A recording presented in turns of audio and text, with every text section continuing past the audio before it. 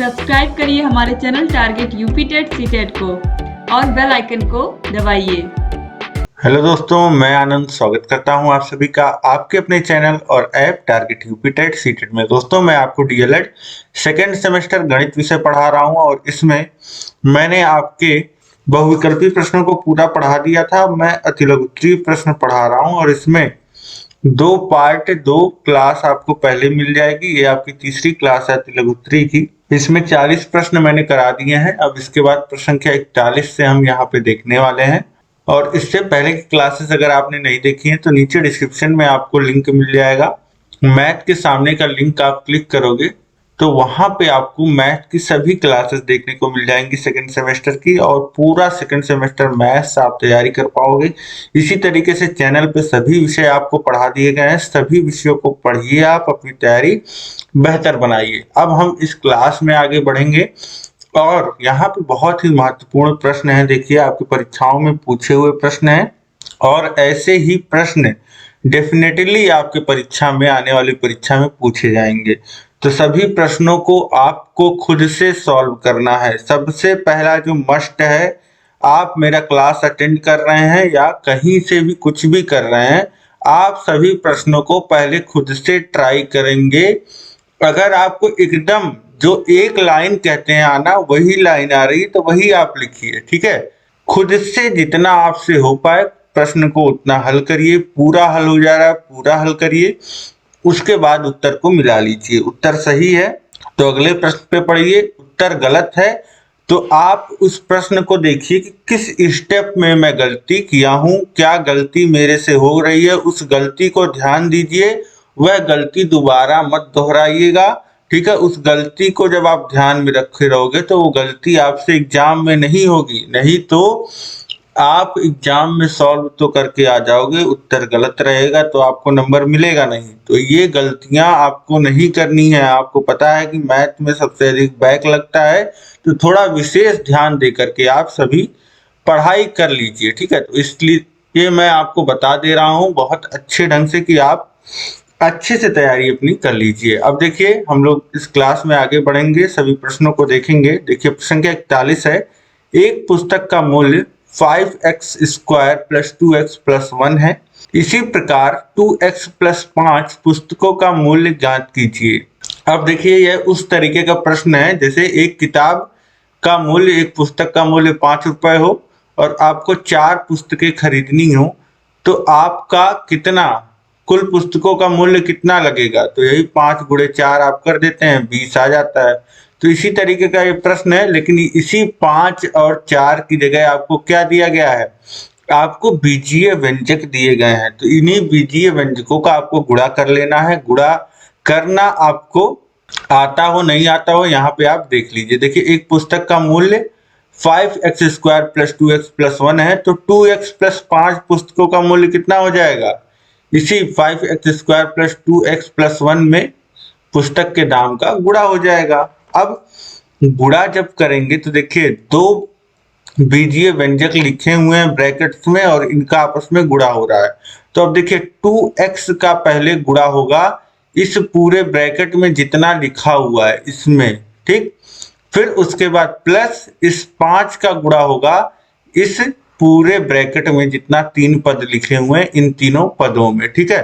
तो 2x का इन तीनों पदों में गुणा होगा, वो आप लिखेंगे। फिर धन 5 का इन तीनों पदों में गुणा होगा, यानी कि 3 3 6 पद कुल हो जाएंगे, ठीक। फिर उन 6 पदों में जो सजातीय पद होंगे उनको आप जोड़ लेंगे, घटा लेंगे, जो भी करना रहेगा, ठीक है। तो इस तरीके से अब आगे हम बढ़ेंगे।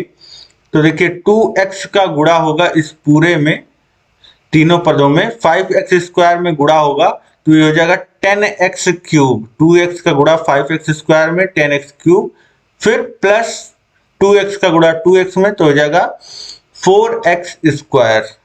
फिर 2x का गुणा 1 में होगा तो हो जाएगा 2x, उतना ही आ जाएगा। फिर इसके बाद देखिए, 5 का गुणा इन तीनों पदों में होगा, पहले पद में 5 का गुणा 5x² में होगा तो हो जाएगा 25x², तो धन 25x²। फिर 5 का गुणा धन 2x में तो धन 10x, फिर धन 1 में तो धन 5। ये 6 पद आपको मिल गए। देखिए एक्स क्यूब का कोई पद नहीं है, तो एक्स क्यूब में कुछ जुड़ना नहीं है, तो इसलिए 10x क्यूब ऐसे लिख दीजिए। फिर 4x स्क्वायर, और एक्स स्क्वायर का आप और पद देखेंगे तो यहाँ पे है 25x स्क्वायर, तो दोनों को जोड़ दीजिए, हो जाएगा 29x स्क्वायर। यहाँ पे देखिए 2x है, यहाँ पे 10x है, आपस में जुड़ जाएगा 12x और धन 5, इसी तरीके से लिख दीजिए। यही पुस्तक का मूल्य हो जाएगा, सभी पुस्तकों का मूल्य इतना आ जाएगा। ठीक, तो इस तरीके से आप सॉल्व कर लेंगे। इसके बाद देखिए अगला प्रश्न है, प्रश्न संख्या 42, ऋण 1/2 तथा 5/4 के मध्य दो समदूरस्थ संख्याएं ज्ञात कीजिए। अब प्रश्न आपसे पूछना क्या चाह रहा है, सबसे पहले आप इसको समझिए। तो प्रश्न में देखिए क्या कह रहा है, एक संख्या रेखा के माध्यम से आप देखिए कि प्रश्न में कहना क्या चाह रहा है। जैसे ये संख्या रेखा हो गया, यहाँ पे हमने दिखा दिया है ऋण 1/2, यहाँ कहीं पे है ऋण 1/2 और यहीं पे कहीं पे है 5/4। ठीक, अब इन्हीं दोनों के बीच में आप समझिए ऋण 1/2 है और 5/4 है। समदूरस्थ मतलब समान दूरी पे स्थित दो संख्याएं आपको निकालना है। मतलब समान दूरी पे आप देखेंगे तो यहाँ से भी समान दूरी हो, फिर इसमें आपस में समान दूरी हो, फिर यहाँ समान दूरी हो, तो दो समदूरस्थ संख्याएं अगर आप निकालना चाहोगे तो ये देखिए यहाँ पे 3 बराबर भागों में ये जो दोनों के बीच जो अंकों का फासला है ये 3 बराबर भागों में बट रहा है। यहाँ पे आप देख पा रहे होंगे कि ऋण 1/2 और 5/4 के बीच की जो दूरी है वह 3 बराबर भागों में बट रही है। ठीक, तो अब इसका मान आपको निकालना है और इसका मान आपको निकालना है। ठीक है, एक पहली समदूरस्थ संख्या और दूसरी समदूरस्थ संख्या, यही आपको निकालना है। और इसको निकालने का कोई फॉर्मूला नहीं होता है, इसको निकालने के कुछ स्टेप्स हैं, और मैं सिंपल भाषा में बोलूं तो जुगाड़ है।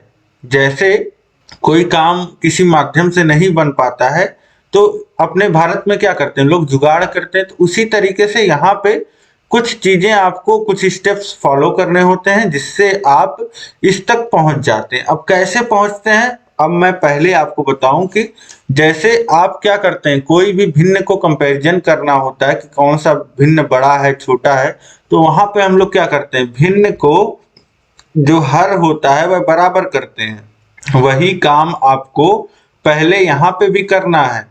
भिन्नों के साथ जब भी आप काम कर रहे हैं, जैसे ऋण 1/2 एक भिन्न संख्या है, 5/4 एक भिन्न संख्या है, तो इनका हर आपको समान कर लेना। अब देखिए यहाँ पे हर 2 है, यहाँ पे 4 है, तो इसको हम हर 4 बना लेते हैं। कैसे बना सकते हैं, किसी भी भिन्न में ऊपर नीचे अगर उसी संख्या से गुणा कर दिया जाए किसी भी संख्या से तो कोई फर्क नहीं पड़ता है। ठीक है, जैसे 2 से 2 कट जाता है तो 2 से हमने गुणा कर दिया तो ये हो जाएगा ऋण 2/4। तो अब ये जो ऋण 1/2 था वह हो चुका है ऋण 2/4 और ये हो गया 5/4।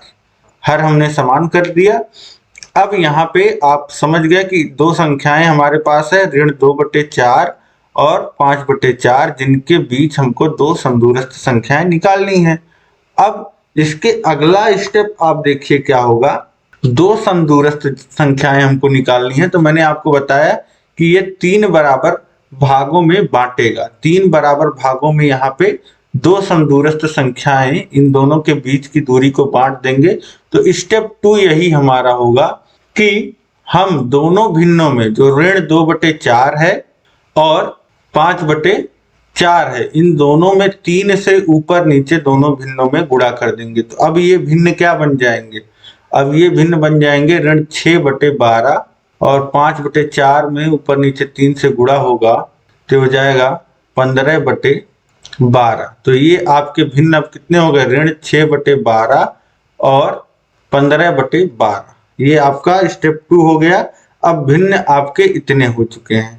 और तीसरा स्टेप यहाँ पे हम लोग क्या करते हैं कि देखिए दोनों के बीच की दूरी कितनी है, दोनों के बीच कितना फासला है, जब तक यह आप नहीं जानोगे तब तक उसको बराबर भागों में बांटोगे कैसे। तो इसीलिए अब ऋण 6/12 और 15/12 के बीच में कितना संख्या है, ठीक है, कितना अंतर है यह आपको निकालना है। तो अंतर निकालने के लिए बड़ी संख्या 15/12 में से ऋण 6/12 घटा लेंगे। लेकिन यहाँ पे देखिए हर समान है तो कोई हर को रखने का कोई मतलब नहीं है, केवल अंशों को, इसीलिए यहाँ पे अंशों के बीच का अंतर निकाल लेते हैं। जब हर समान है तो यहाँ पे अंशों के बीच का अंतर निकाल लेते हैं, यानी कि 15 में से घटा देंगे ऋण 6। ये ध्यान रखिएगा, ऋणात्मक है तो ऋणात्मक ही घटेगा। 15 में से घटेगा कितना, ऋण 6। तो ये कितना हो जाएगा, अब ब्रैकेट खुलेगा, माइनस का गुणा माइनस में प्लस, तो 15 धन 6 21। ये आ जाएगा आपका अंशों का अंतर। इसको लिखिएगा अंशों का अंतर। ये कितना है, 21। अब 21 है और 3 बराबर भागों में बांटना है, तो इसी 21 को 3 से भाग कर दीजिए। अब जब 3 बराबर भाग में जब बांट रहे हैं तो 21 में भाग कर देंगे 3 से, आ जाएगा कितना, 7। अब इसी 7 का इस्तेमाल करके हम अगली संख्या निकालेंगे। ये देखिए अंतर 7 आ गया, तो यहीं से जो हमने यहाँ पे ऋण 6/12 निकाला था और एक 15/12, तो इसी ऋण 6/12 में अंश में आप 7 जोड़ दीजिए तो आपको अगली संख्या मिल जाएगी। देखिए ऋण 6 में 7 जोड़ेंगे तो हो जाएगा 1 और बटे में 12, केवल अंश में जोड़ देना है। फिर अब 1/12 आपको मिल गया, तो इसी अंश में अब 7 जोड़िए, तो 1 में 7 जोड़ेंगे तो हो जाएगा 8/12। ठीक, तो इस तरीके से ये मिल गई आपको पहली समदूरस्थ संख्या और ये दूसरी समदूरस्थ संख्या। तो इस तरीके से यहाँ पे आप लिख के सॉल्व करेंगे। पहली समदूरस्थ संख्या इस तरीके से आप निकाल लेंगे।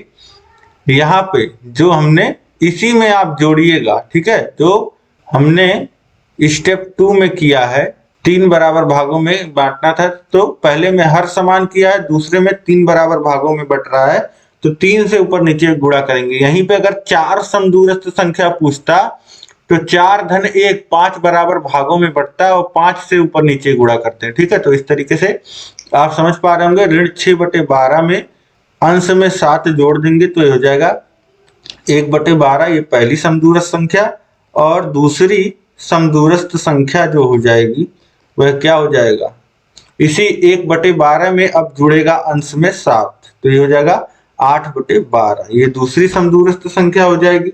अब आप ये समझिए कि यहाँ पे 8/12 मिल गया, अब इसके अंश में और 7 जोड़ दें तो 15/12 मिल जाएगा। और यही 15/12 अगर आप काट के लिखेंगे तो ये कितना हो जाएगा, 3 से ऊपर नीचे काटेंगे तो 5/4, यानी कि जो लेकर के हम चले थे 5/4 वही हमारा है, कहीं बदला नहीं है।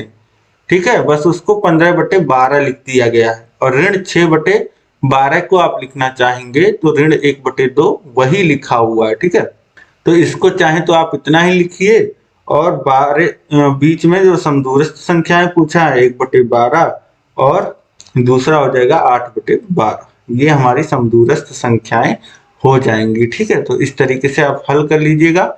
यहाँ पे हल सही नहीं दिया है, इसको देखने की आवश्यकता नहीं है। यहाँ पे मैंने आपको अच्छे से सॉल्व करके दिखा दिया, और प्रीवियस ईयर क्वेश्चन पेपर भी मैंने सॉल्व कराया हुआ है, वहां पे भी मैंने इसको सॉल्व कराया है। तो कहीं से भी आप देख सकते हैं, प्रैक्टिस कर सकते हैं, आपको सभी क्वेश्चंस बहुत आसानी तरीके से समझ में आएंगे। इसके बाद देखिए प्रश्न संख्या 43 है, a⁵ into B minus a into B के पावर 5 का गुणनखंड कीजिए। तो यहाँ पे देखिए a और b में पद दिए हैं और गुणनखंड करना है। तो यहाँ पे जो सीधे सीधे आपको दिख रहा है कि a और b जो है वह कॉमन लिया जा सकता है।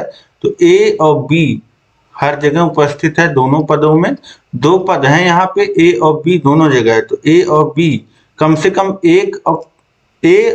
कम एक b दोनों जगहों पे, तो a और b कॉमन ले लेंगे। तो a⁵ इंटू b की जगह बचेगा a⁴ और माइनस फिर a इंटू b⁵ में से ab निकाल देंगे तो क्या बचेगा, b⁴। यहाँ तक समझ में आ गया आपको। अब कहीं पे जैसे लिखा होता है a² माइनस b², तो उसको हम लोग क्या लिखते हैं, एक ब्रैकेट में a प्लस b, दूसरे ब्रैकेट में a माइनस b। अब यहीं पे अगर लिखा रहे a² का स्क्वायर माइनस बी स्क्वायर का स्क्वायर, तो इसे क्या लिखेंगे, अब ए की जगह ए स्क्वायर आ रहा है तो एक ब्रैकेट में लिख देंगे ए स्क्वायर प्लस बी स्क्वायर और दूसरे ब्रैकेट में लिख देंगे ए स्क्वायर माइनस बी स्क्वायर। तो यही यहाँ पे करना है। ए के पावर 4 को हम लोग कितना लिख सकते हैं, ए स्क्वायर का स्क्वायर, और माइनस बी के पावर 4 को लिख सकते हैं माइनस बी के बी का स्क्वायर, ये हो जाएगा। तो फिर फॉर्मूला लगाएंगे तो इतना लिख सकते हैं, वही यहाँ पे किया गया है। देखिए अब इसके बाद देखिए ए बी तो बाहर है, फिर इसके बाद इसमें हम लोग ए स्क्वायर माइनस बी स्क्वायर में फिर फॉर्मूला लगा के इतना लिख सकते हैं, तो इतना लिख देंगे और इसको जो धन वाला है इसको ऐसे छोड़ देंगे, यही गुणनखंड हमारा हो जाएगा। ठीक है, तो दो पद जो घटाने के रूप में लिखे हुए थे उनको इस प्रकार से हम गुणे के रूप में गुणनखंड उनका प्राप्त कर लेंगे। अब इसके बाद देखिए अगला प्रश्न है, प्रश्न के 44। एक आयताकार मैदान 190 मीटर लंबे तार से घिरा है। यदि मैदान की लंबाई उसकी चौड़ाई की 3/2 गुनी हो तो मैदान की लंबाई और चौड़ाई ज्ञात कीजिए। तो बहुत ही आसान है, एक आयताकार मैदान आपको दिया गया है और बता दिया गया कि एक तार का इस्तेमाल करके इस आयताकार मैदान को घेरा गया है और इस आयताकार मैदान को घेरने में 190 मीटर लंबे तार की आवश्यकता पड़ी है और लगा है।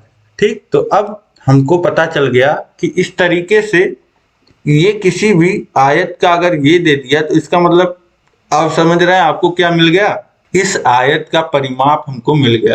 क्योंकि एक भुजा किसी शीर्ष से अगर चलना हम शुरू करते हैं और दोबारा उसी शीर्ष पे अगर आ जाते हैं तो यही क्या होता है, यही परिमाप होता है। तो आयत का परिमाप आपको मिल गया 190 मीटर और आयत के मान लेते हैं कि चौड़ाई x है, चौड़ाई x माना तो आपको क्या बोल रहा है कि मैदान की जो लंबाई है उसकी चौड़ाई के 3/2 गुना है, यानी कि 1.5 गुना है।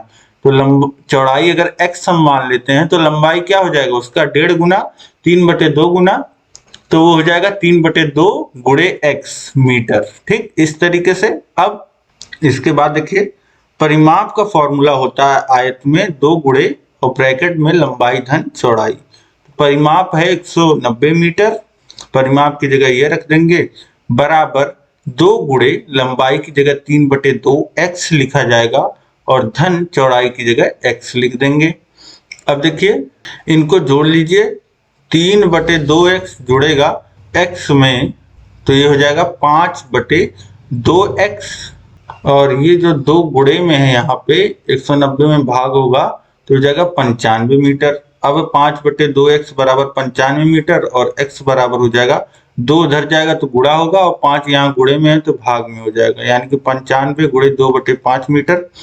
5 से काटिए तो 1 और 9 19 बार में कटेगा और 19 दूनी होता है 38, यानी कि x का मान 38 आ गया। तो चौड़ाई हमने x माना था तो चौड़ाई कितना हो गया 38 मीटर और लंबाई कितना हो जाएगा इसका 1.5 गुना।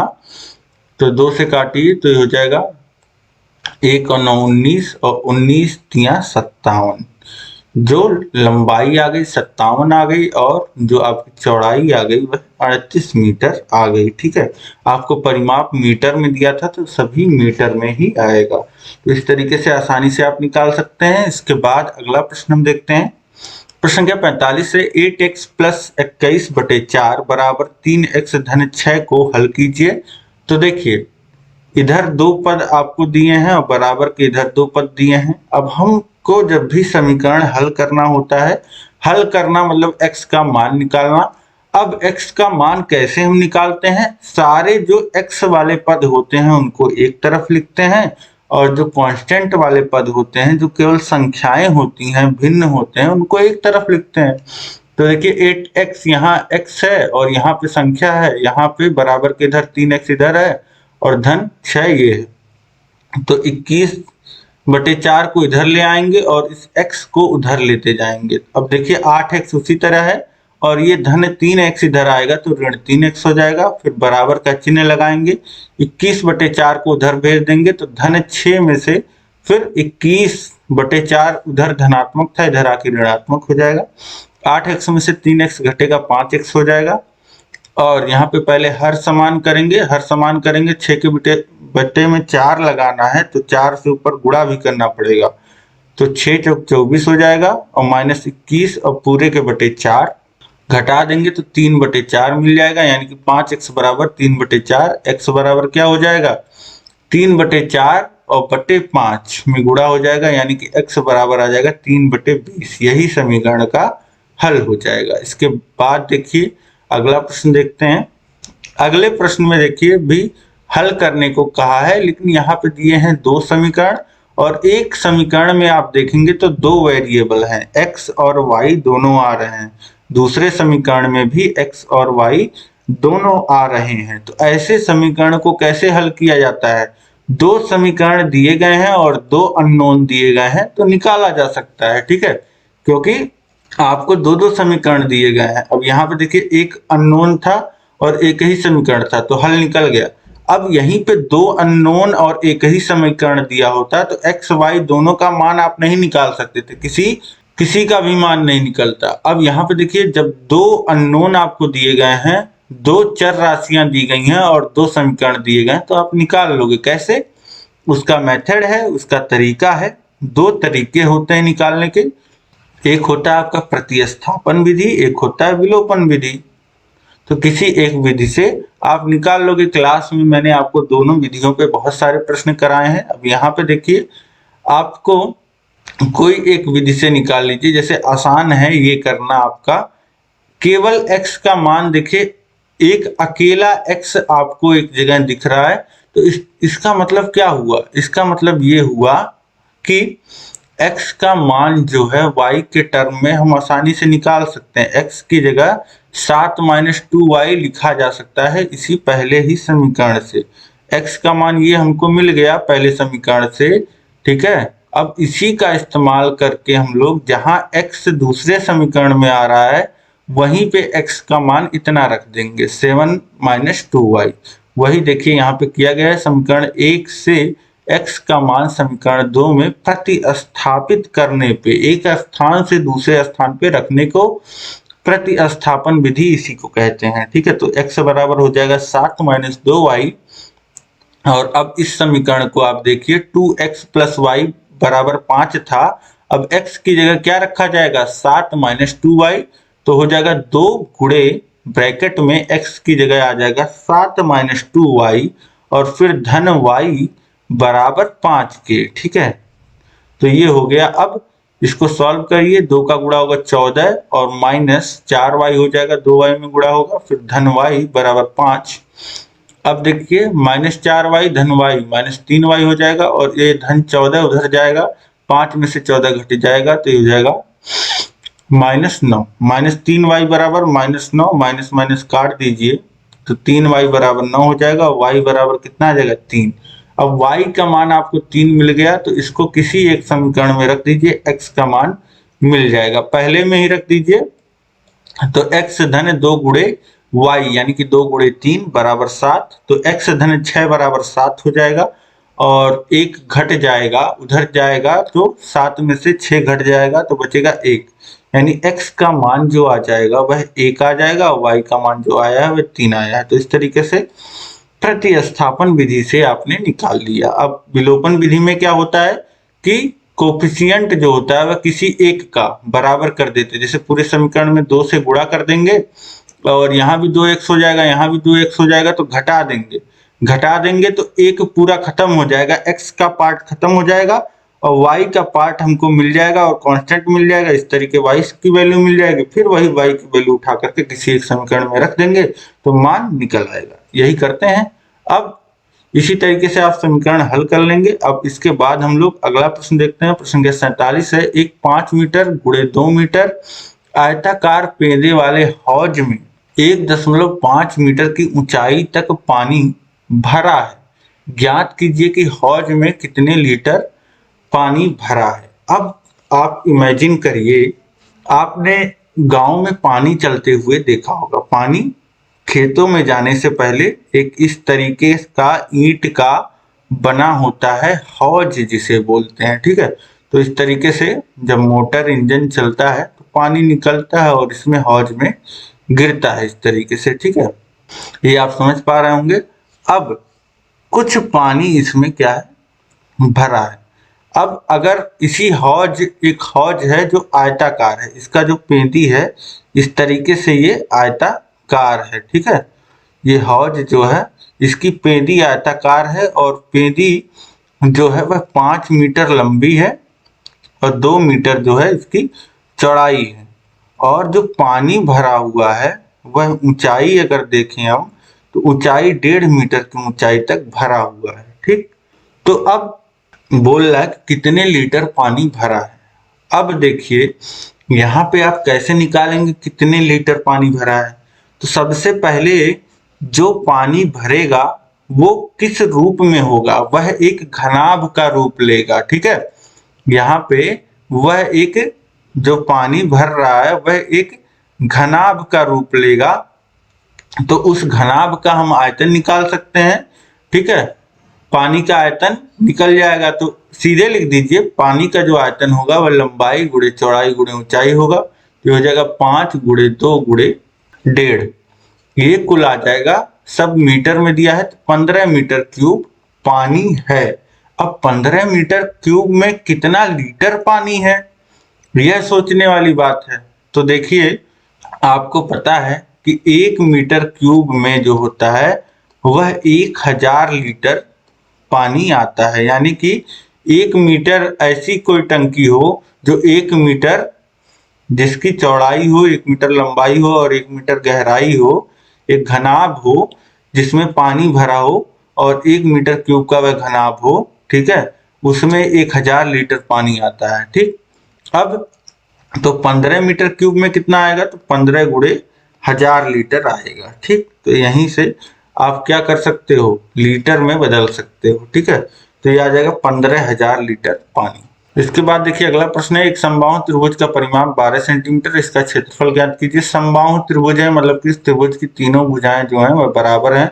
तीनों भुजाओं का योग जो है, परिमाप क्या होता है, तीनों भुजाओं का जोड़ दीजिए। 3a बराबर 12 है तो a बराबर कितना हो जाएगा 4, यानी कि भुजा की जो लंबाई हो जाएगी वह 4 सेंटीमीटर हो जाएगी।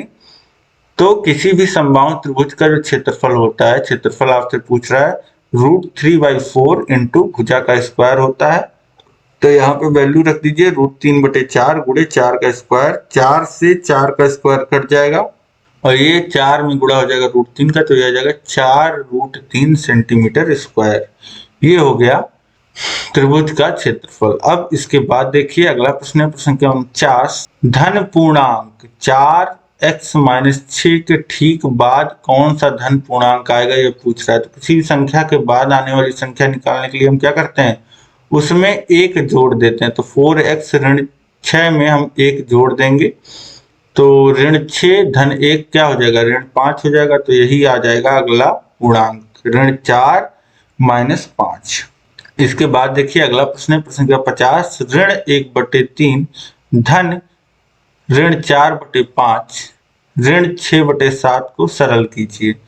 तो यहाँ पर देखिए कुछ नहीं, ब्रैकेट्स खोल लेना है। ब्रैकेट खोलेंगे तो ये लिखेंगे ऋण 2/3 और फिर धन का गुणा होगा, जब ब्रैकेट खुलेगा ऋण में तो ऋण हो जाएगा ऋण 4/5 और ऋण 6/7 तो है ही। अब देखिए तीनों ऋणात्मक हैं और भिन्नों को सरल करने के लिए मैंने आपको बताया कि हर समान करना होता है, तो हर समान कर लेंगे। अब देखिए तीनों ही अभाज्य संख्याएं हैं तो एलसीएम तो आपको मिलेगा नहीं, एलसीएम मिलेगा जाहिर सी बात है, तीनों को बस आपस में गुणा कर लीजिए वही एलसीएम हो जाएगा, ठीक है। तो 3 गुणे 5 गुणे 7 ये सबका हर आएगा, ठीक है। 3 गुणे 5 गुणे 7 ये सबके हर में लिखा जाएगा। तो यहाँ पे 3 है और अब लिखा जा रहा है इतना हर, तो 5 गुणे 7 एक्स्ट्रा लिखा जा रहा है तो 2 में गुणा हो जाएगा एक्स्ट्रा 5 गुणे 7 से। अब देखिए फिर माइनस, फिर इसके बाद माइनस, अब देखिए 4/5 था, अब हो गया है हर में 3 गुणे 5 गुणे 7, 5 पहले से था, क्या नहीं था 3 गुणे 7, तो 4 में गुणा हो जाएगा 3 गुणे 7 का। इसी तरीके से -6, 6 के नीचे था 7 और 3 गुणे 5 नहीं था तो 3 और 5 का गुणा हो जाएगा। अब इसके बाद देखिए 2 25 10 और 10 गुणे 7 70 हो जाएगा, -70, ये 4 तिक 12, 12 सत्ते 84 माइनस 84 और 6 त्रिक 18, 18 पच्चे 90 माइनस 90। अब सभी को जोड़ लीजिए तो 90 और 70 160 और 80 240, 4 44 ऋण 244 बटे इसका गुणा करेंगे आपस में आप तो ये आ जाएगा 105, 15 सत्ते 105, तो ये हो गया ऋण 244 बटे 104, यही इसका सरलतम रूप हो जाएगा। इसके बाद देखिए प्रश्न 51 है, 15 सेंटीमीटर भुजा वाले वर्ग से 5 सेंटीमीटर भुजा वाले कितने वर्ग काटे जा सकते हैं।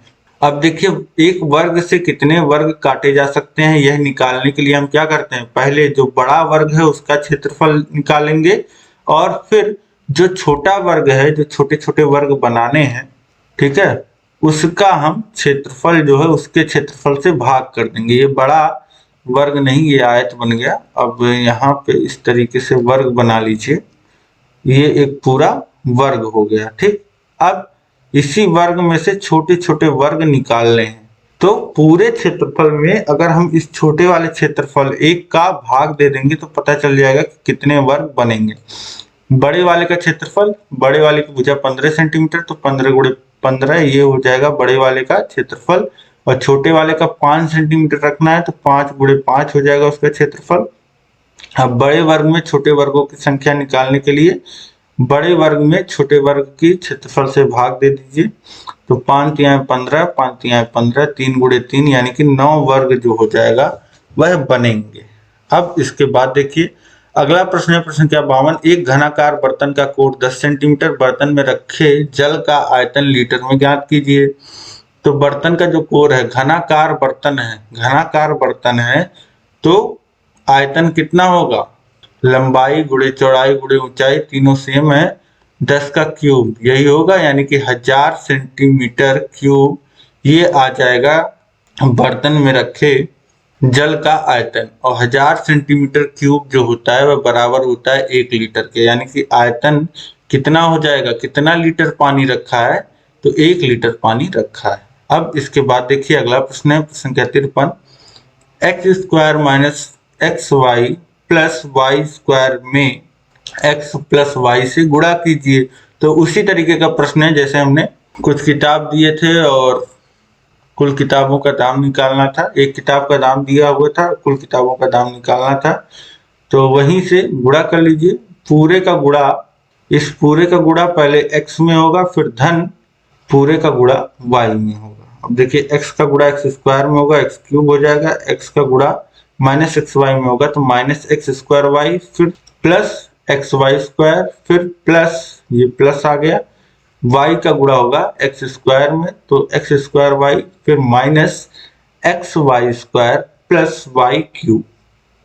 ठीक, अब देखेंगे आप एक्स क्यूब का कोई और पद नहीं है, एक्स क्यूब लिख दीजिए, माइनस एक्स स्क्वायर वाई और यहाँ पे है प्लस एक्स स्क्वायर वाई, दोनों घट जाएंगे 0 हो जाएंगे, और यहाँ पे देखेंगे आप X square X into Y square है और यहाँ पे माइनस, यहाँ पे एक्स इंटू वाई स्क्वायर है और यहाँ पे माइनस एक्स वाई स्क्वायर है, दोनों आपस में कट जाएंगे 0 हो जाएंगे, बचेगा वाई क्यूब यहाँ पे बचा हुआ है तो X cube plus Y cube बचेगा और बाकी सब शून्य हो गए आपस में, तो यही उत्तर हो जाएगा। इसके बाद देखिए अगला प्रश्न है, प्रश्न 54, किसी संख्या के 1/4 में से एक घटाने पर शेषफल 1 है तो वह संख्या है। अब माना वह संख्या x है तो उसके 1/4 में, किसी संख्या के 1/4 में से उस संख्या का 1/4 कर दीजिए, x/4 हो जाएगा, 4 से भाग कर देंगे तो 1/4 हो गया, में से एक घटाने पे शेषफल कितना आ रहा है, यह संख्या में से एक घटा दे रहे हैं तो संख्या के 1/4 में से एक घटा दे रहे हैं तो शेषफल 1 आ रहा है। अब संख्या हमको निकालना है तो जो प्रश्न में दिया था प्रश्नानुसार हमने यह लिख दिया। ठीक है, सबसे पहले मान लिया संख्या x है, अब संख्या के 1/4 में से एक हमने घटा दिया और वह बराबर बता रहा है शेषफल 1 के, तो बराबर 1 के दिखा दिया। अब इसके बाद इसको आगे सॉल्व करिए, x/4 और ऋण 1 को उधर भेजेंगे तो 2 हो जाएगा। अब आगे सॉल्व करेंगे, x बटे में जो 4 है बराबर को उधर भेजेंगे तो 2 गुणे 4 हो जाएगा और x बराबर कितना आ जाएगा 8, यानी कि वह संख्या कितना हो जाएगा 8 हो जाएगा।